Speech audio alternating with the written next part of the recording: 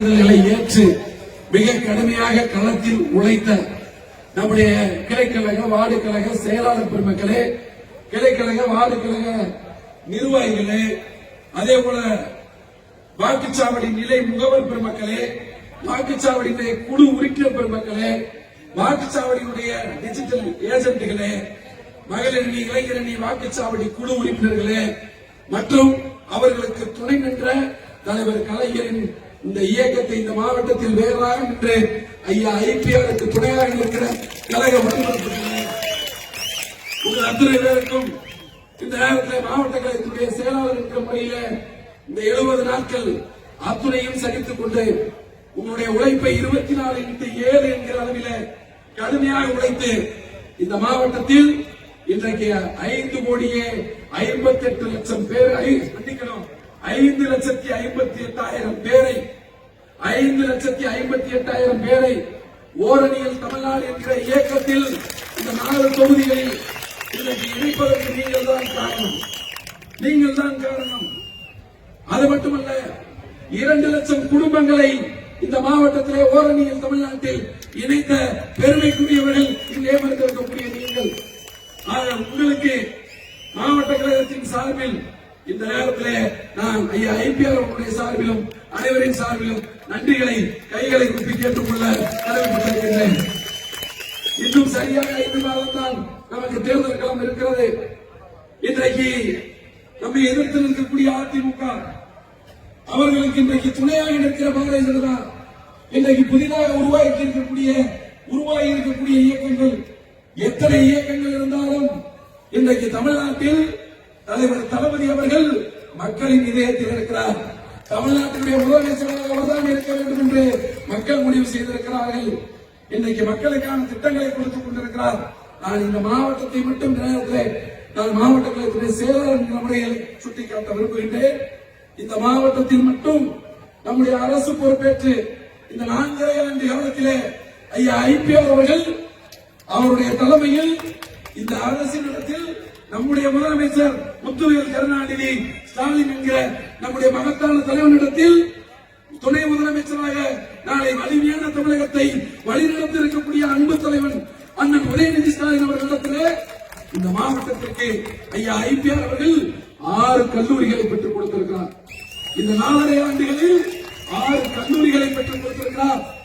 இன்றைக்கு 5 கல்லூரிகளுடைய அந்த இயக்கம் செயல்பட்டுக் கொண்டிருக்கிறது. 4 கல்லூரிகளுக்கு கட்டிட பணிகள் நடந்து கொண்டிருக்கிறது. ஒரு கல்லூரிக்கு மருத்துவமனை இயங்க தொடங்கி இந்த ஆண்டு நிறைவடைந்து அடுத்த ஆண்டு கட்டிடப்பணி துவங்க இருக்கிறது. பள்ளியிலே சித்த மருத்துவ கல்லூரி 6 கல்லூரிகளை ஐயா ஐபிஆர் அவர்கள் இந்த மாவட்டத்திற்கு பெற்றுக் கொடுத்திருக்கிறார். அது மட்டுமல்ல, இந்த 4 சட்டமன்ற தொகுதிகளிலும் இன்றைக்கு கிட்டத்தட்ட 1500 கோடியிலே பல்வேறு கூட்டு குடிநீர் திட்டங்களை இந்த மாவட்டத்திற்கு பெற்றுக் கொடுத்திருக்கிறார்.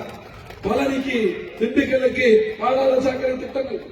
அது மட்டுமல்ல, இன்றைக்கு கிராமப்புற சாலைகள் எங்கு பார்த்தாலும் முதலமைச்சரின் கிராமப்புற சாலைகள் திட்டம்.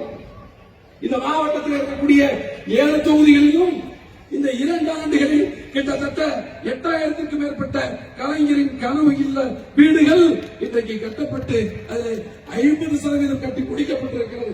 8000 வீடுகள் இந்த மாவட்டத்தில் 2 ஆண்டுகளிலே பெற்றுக் கொடுத்திருக்கிறார்.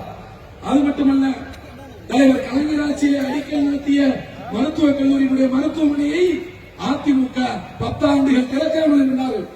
அதை இந்த அரசு பொறுப்பேற்று 3 மாதத்திலே அந்த பணிகளை முடித்து திறந்தவர் மாண்புமிகு ஐயா ஐபிஆர் அவர்கள். அவருக்கு அறிவிப்பை முதலமைச்சர் கலைஞரிடத்தில் பெற்றுக் கொடுத்தவர் அவர்தான். தனி அலுவலரை நியமித்தது அவர்தான். அது மட்டுமல்ல, அந்த பணியை தொடங்கி வைத்தவர் அவர்தான். அந்த கட்டிடத்தை திறந்தவர் அவர்தான். அதை இன்றைக்கு நம்முடைய அரசு பொறுப்பேற்று நாம் செய்திருக்கிறோம். இங்கு இருந்த மாவட்ட தலைமை மருத்துவமனை மருத்துவக் கல்லூரி மருத்துவமனையாக மாறிய உடனே ஐயா ஐபிஆர் அவர்களிடத்தில் கேட்டோம், பழனிக்கு கொடுங்கள் என்று. மனதார முதலமைச்சரிடத்தில் கேட்டு கொடுத்தால் 100 கோடியிலே அங்கே கட்டிடப் பணிகள் இன்றைக்கு நடந்து கொண்டிருக்கிறது. கொடைக்கானலில் கிட்டத்தட்ட 17 கோடியிலே மருத்துவமனை கட்டிடப் பணிகள் நடந்து கொண்டிருக்கிறது. கொடைக்கானல் மட்டுமல்ல, இந்த மாவட்டத்தில் அம்மையனூராக இருந்தாலும், பண்ணைக்காடாக இருந்தாலும், கீரனூராக இருந்தாலும், ஆயக்குடியாக இருந்தாலும், நம்முடைய ஆத்தூர் தொகுதியில் இருக்கக்கூடிய பேரூராட்சிகள் இருக்கக்கூடிய அத்துணை ஊர்களில் இன்றைக்கு மருத்துவ கட்டிட பணிகள் நடந்து கொண்டிருக்கிறது. துணை சுகாதார நிலையங்களை பொறுத்தளவில் இந்த மாவட்டத்தில் கிட்டத்தட்ட 50க்கும் மேற்பட்ட துணை சுகாதார நிலைய புதிய கட்டிடங்களை இந்த அரசு பொறுப்பேற்று ஐயா ஐபிஆர் அவர்களுடைய வழிகாட்டுதலில் நம்முடைய முதலமைச்சர் அண்ணன் தளபதி அவர்கள் இன்றைக்கு கட்டி கிராமப்புறங்களுக்கு மக்களுக்காக கொடுத்திருக்கிறார் துணை சுகாதார நிலையங்கள். புதிய ஆரம்ப சுகாதார நிலையங்களை கொண்டு வந்திருக்கிறோம். ஏற்கனவே இருக்கக்கூடிய ஆரம்ப சுகாதார நிலையங்களை கட்டி கொடுத்திருக்கிறோம்.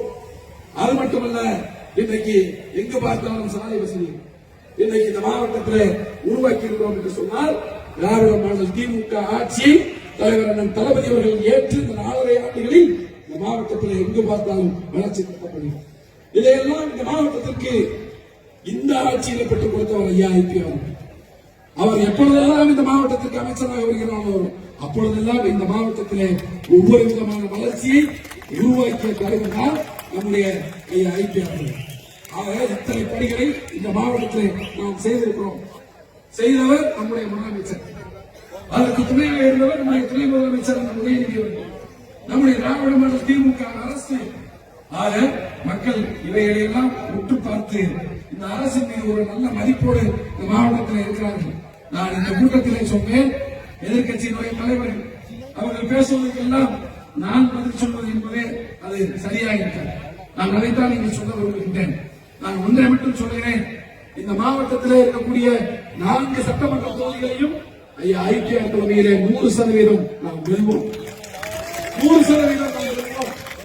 இந்த மாவட்டத்தில் இருக்க 7 தொகுதிகளையும் நாம் நிச்சயமாக வெல்வோம். ஐயா ஐபிஆர் அவர்களும் முதலமைச்சர் அவர்களும் நானும் நம்முடைய கழகத்தின் அத்தனை உடன்பிறப்புகளும் ஒற்றுமையாக நின்று வருகிற 5-6 மாத காலம் தூக்கம் இல்லாமல் மிக கடுமையாக உழைத்து நாம் நிச்சயமாக வெல்வோம். அதற்கு நாம் எல்லாம் சூழ்நிலை இருக்கிற கூட்டம் தான் இந்த கூட்டம் என்பதை மட்டும் இந்த நேரத்தில் சொல்லி, இன்னைக்கு பத்திரிகைகளை பார்த்துக் கொண்டிருப்பீர்கள். நம்முடைய ராகுல் காந்தி அவர்கள் இன்றைக்கு ஒன்றை சொல்லியிருக்கிறார். 4 மணிக்கு காலையில எந்திரிச்சு